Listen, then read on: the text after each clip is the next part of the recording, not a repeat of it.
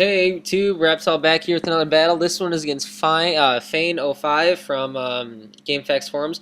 I'm still recording this with my wisdom teeth mouth being all messed up, so once again, forgive me if my voice or the way I speak is kind of off.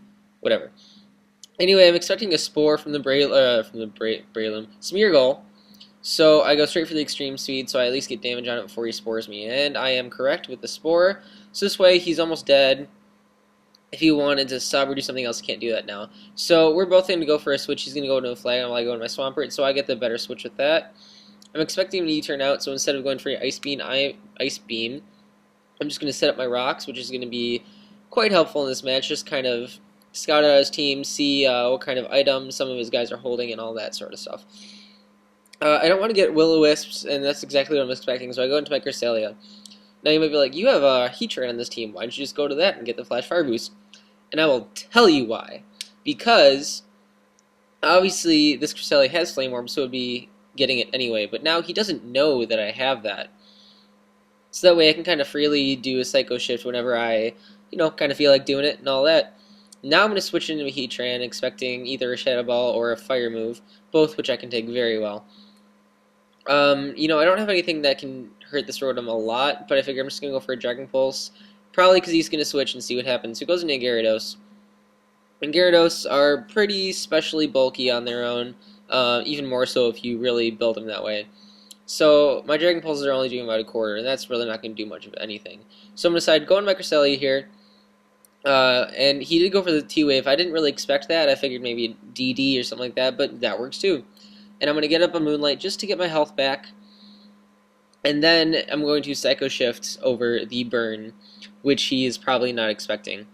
Goes for Waterfall. It's not going to do a whole lot. I mean, it does, a little under 100. And with Burn, it's taking me down a decent amount. But I don't really care, because I am going to go for the Psycho Shift. But he switches into his Flygon as I go for that. And I'm like, well, that's okay. As long as it's not the Heat Rotom, or whatever it's called, I am cool with that. So yeah, that's awesome. The Flygon, obviously, from the previous battle I had, Flygon, its physical moves, if it's burned, suck. So this is great for me. And I can, I hate when I say this is great for me. It's such like a lame term. Ugh, anyway. So go for the Moonlight. I'm going to get my health back up pretty much to a point where I know I can survive anything from this Rotom. Now, I do have Ice Beam on this Cresselia as my only attacking move, and honestly, about 2 battles ago when I used this team, a couple battles ago, whenever I used this team last, I was facing a Suicune, and I really was wanting to switch it to Charge Beam, and I still have forgotten to do that, so I'm going to do that sooner or later. Anyway, with the Jirachi, I was thinking I can take a Shadow Ball pretty well, but he gets his special defense drop, so I'm like, well, crap, I was going to try and set up a sub, be able to survive 2 without the sub breaking, but not a whole lot you can do. So at this point, I'm just going to my Heatran and try to do as much damage as I can. I know it's not going to be that strong against it, but at this point I'm just going to fodder off my Heatran, get as much damage in as I can before it dies, and that way I get a free switch in, which I'm going to end up going back to my Jirachi. But of course, I am getting ahead of myself. Excuse me. On a side note, my dinner last night was mashed potatoes, and I've had a popsicle for breakfast today, because that's about all I can eat, because I can't eat solid foods right now with my wisdom teeth. But hey, I love mashed potatoes, so it works out.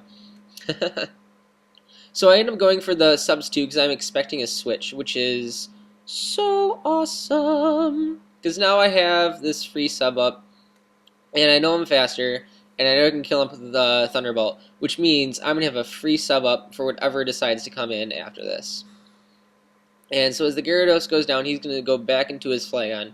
Now, obviously, he does have the Earthquake, and I'm expecting he's going to use it, but I'm also expecting that a Psychic is going to do a butt-ton of damage to this thing.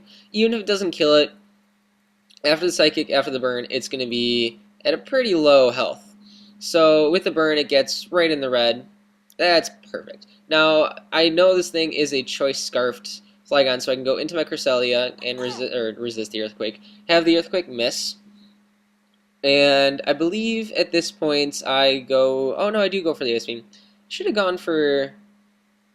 I guess it really doesn't matter, as you see what happens after this.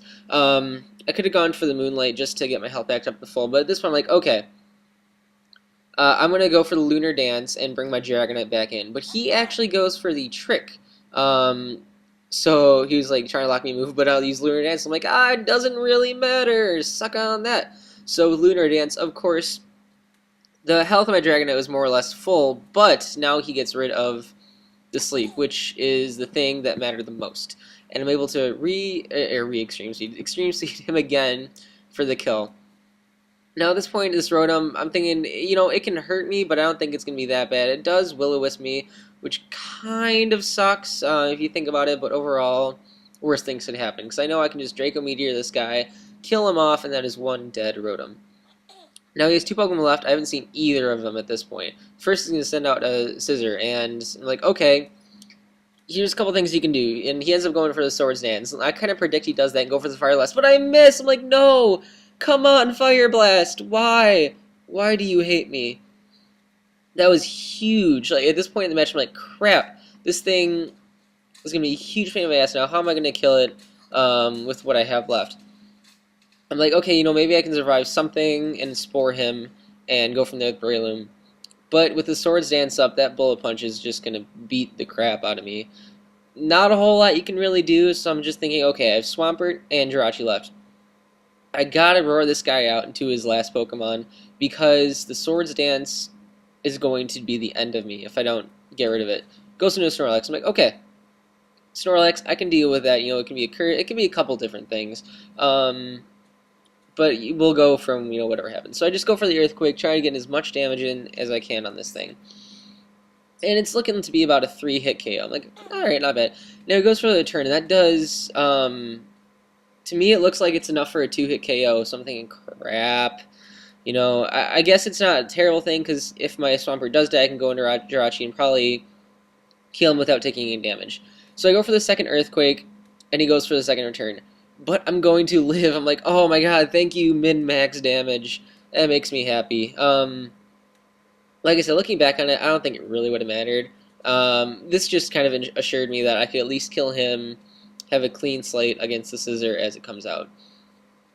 Obviously, my Swampert's at a health where pretty much any move from it is going to kill me, so that means this is going to come down to a 1v1 match here. Goes for the quick attack, kicks out my Swampert. Oh boy. Trying to massage my mouth.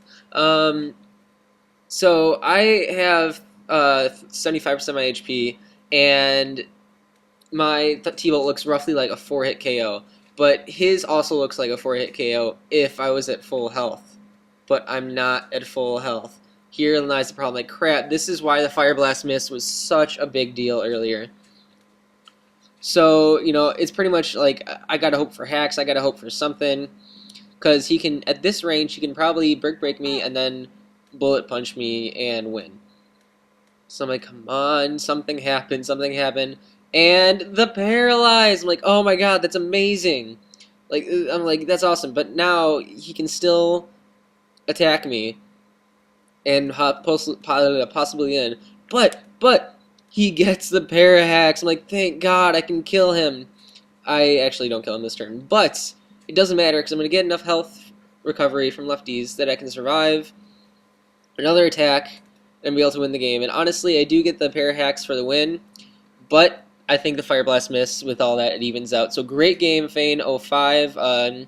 Like I said, from Game Facts and all of that. So good battle, comment, rate, sub, and I'll catch you guys later. Peace.